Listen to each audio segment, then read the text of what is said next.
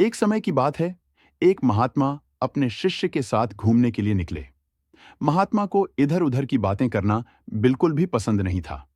कम बोलना और शांत रहकर अपने काम से काम रखना महात्मा को पसंद था, लेकिन उनका शिष्य बड़ा बातूनी था। वह सारा दिन इधर-उधर की बातें ही किया करता था और दूसरों की बातों में उसे बहुत आनंद आता था।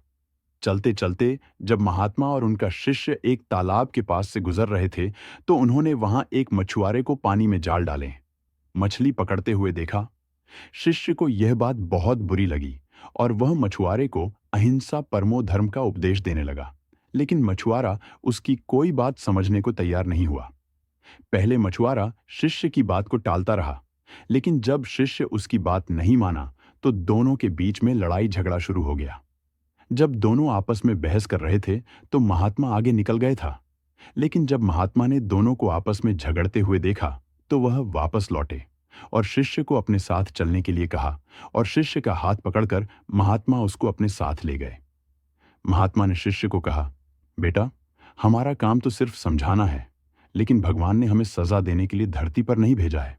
शिष्य ने कहा, गुरुजी, हमारे राजा को इस तरह के लोगों के बारे में पता है, जो इस तरह के बुरे कार्य करते हैं, और ना ही वह इनको दंड देते हैं।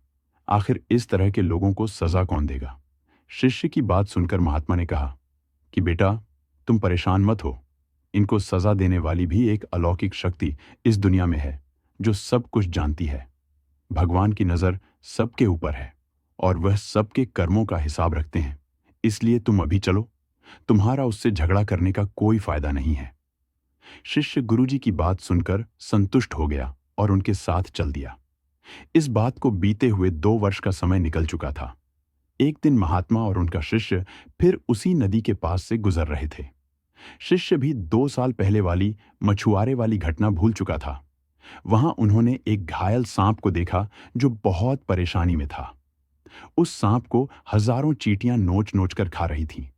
शिष्य ने यह दृश्य देखा तो उसका दिल करुणा से भर गया। उससे यह सब देखा नहीं गया। वह सांप को बचाने के लिए जाने ही लगा था कि महात्मा ने उसका हाथ पकड़ लिया और उसको जाने से मना कर दिया। शिष्य ने गुरु से पूछा, आप मुझे सांप को बचाने के लिए क्यों नहीं जाने दे रहे? महात्मा ने कहा, इस सांप को अपने कर्मों का फल भोगने दो।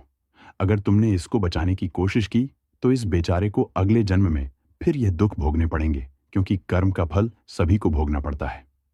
शिष्य ने महात्मा से पूछा कि गुरुजी, इसमें ऐसा कौन सा कर्म किया है जो यह इतना भयंकर कष्ट भोग रहा है? महात्मा ने कहा कि यह वही मछुआरा है जिसको तुमने 2 साल पहले मछलियों का ना मारने का उपदेश दिया था, और वह तुम्हारे साथ लड़ने के लिए तैयार हो गया था। वह मछलियां ही यह चींटियां हैं जो इसको नोच नोच कर खा रही हैं। शिष्य महात्मा की बात सुनकर हैरान हो गया और उसने महात्मा से पूछा कि गुरुजी, यह तो बड़ा ही अजीब सा न्याय है। महात्मा ने कहा, बेटा, इस दुनिया में है स्वर्ग और नरक के सारे दृश्य मौजूद हैं। तुम्हें इस धरती पर हर जगह ईश्वर के न्याय के नमूने देखने को मिल सकते हैं। इसलिए अपने कर्म को हमेशा याद रखना चाहिए, क्योंकि सच यही है, जो हम करेंगे वह एक दिन हमें भोगना ही पड़ेगा। महात्मा ने कहा कि हमारे जीवन का हर पल बहुत ही कीमती है, इसलिए इस जीवन को बुरे कर्म करके बर्बाद नहीं करना चाहिए। शिष्य को गुरुजी की बात समझ में आ गई। शिक्षा। दोस्तों, यदि हम अपने जीवन में बहुत ज्यादा अच्छे कर्म करते हैं, तो उसी के फलस्वरूप भगवान हमारे साथ न्याय करेंगे।